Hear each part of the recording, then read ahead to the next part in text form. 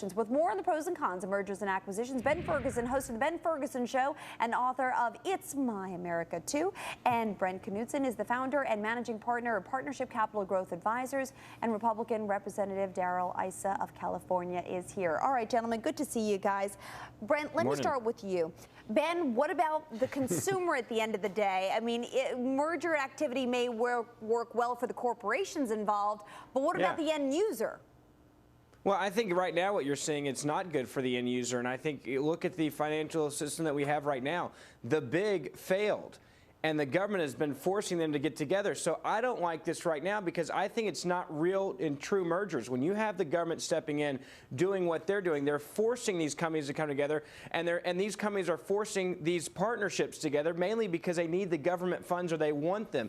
And I think that is really bad for the consumer. If it's bigger, it's better if it's real and true growth. But what we're seeing right now is only going to hurt the little guy because you're forcing these people to get so big so quickly that smaller companies, I think, are going to be hurt. And that's when, as you know, small businesses are going to be hurt. So right now, this isn't real bigger, better growth, in my opinion. Congressman, you're shaking your head. You agree or disagree? I agree with them. If you look at the craziness of Bank of America being told by Merrill Lynch, it's, do it, we'll give you the money, you realize, well, wait a second here. You had organizations which are traders that should not be doing anything but handling transactions. Then you had regulated banks. Then you had these toxic instruments that have been, in some cases, held by these organizations.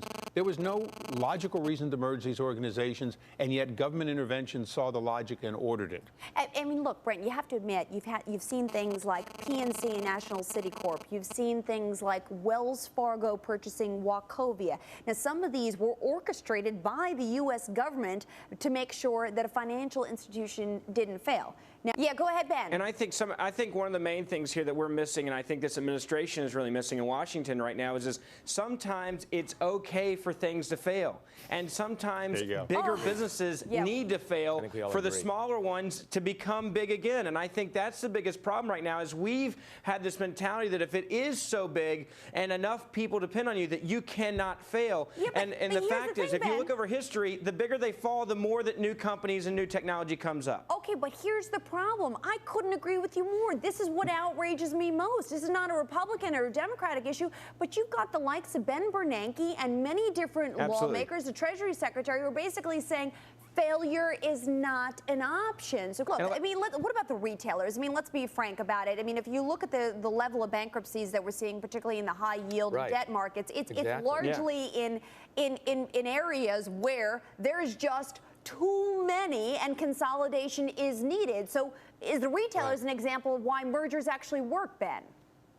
Sure. I mean, that's fine, but that's when it's a true merger and a true acquisition between two companies saying, okay, look, there's way too many of us. Let's join together and have better buying power. I'm all for that. That is the American dream, capitalism.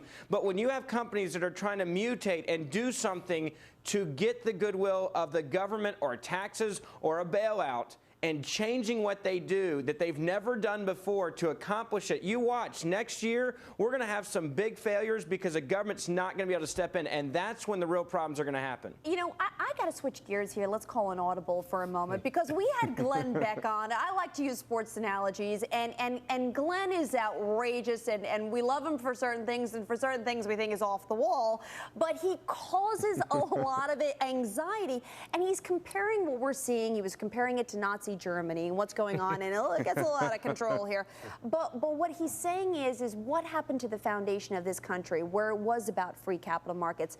Is that fair? Have we given up failure and free capital markets? Is the American dream alive and kicking? What do you think? Oh, absolutely. I think innovation is what will bring us back, actually. And I think that's the key. Is that I think some of these companies, the startups. I'm from Silicon Valley.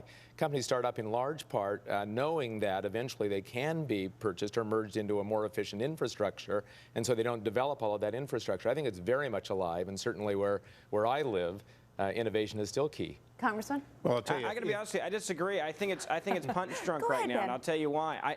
I think there's a lot of people out there that right now don't know how to succeed because they've told that they cannot do it without the government being involved in their lives. This last presidential campaign was about two things: either you deciding you can do it on your own, or being able to, or needing the government to be able to accomplish something, and that's what won. But I think there's a lot of people, especially young entrepreneurs, that are so terrified of starting their own business, or they think they can't do it because they can't get a loan, there's no money, even though they haven't tried, and it's making people stop being dreamers and thinkers and trying to accomplish things because they're terrified right now of this market.